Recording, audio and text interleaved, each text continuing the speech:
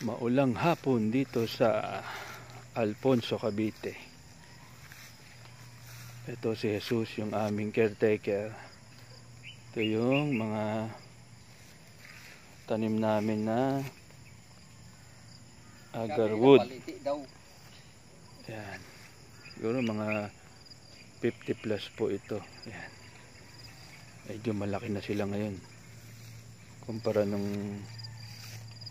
nung mga previous 3 months ago, kasi nga mainit, pero ngayon medyo naka-settle na yung tingin ko yung ugat nila, bigla silang laki. So hopefully naka-adapt na rin sila sa environment. Kaya importante pag nagtanim ka talaga ng puno from seedling, i-acclimatize mo talaga kasi pagka hindi makakasurvive So far wala namang, may namatay ba dito sa puno? Wala naman, no? Wala naman, sir.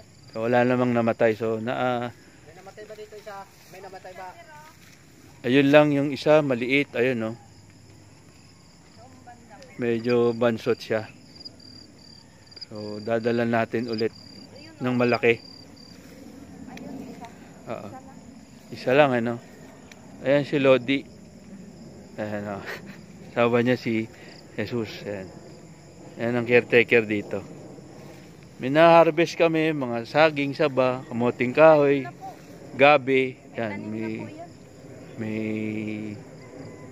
yan, kamyas yan. Siguro magtatanim na lang ulit kami ng dito. Mga papaya ulit. Magsisidling. Yan, iba dyan mga puno, sampalok, mga mangga. Ito hindi pa lumalaki yung iba Ito, ayan yung big night tree na century old na yata ito. Tagal na yan.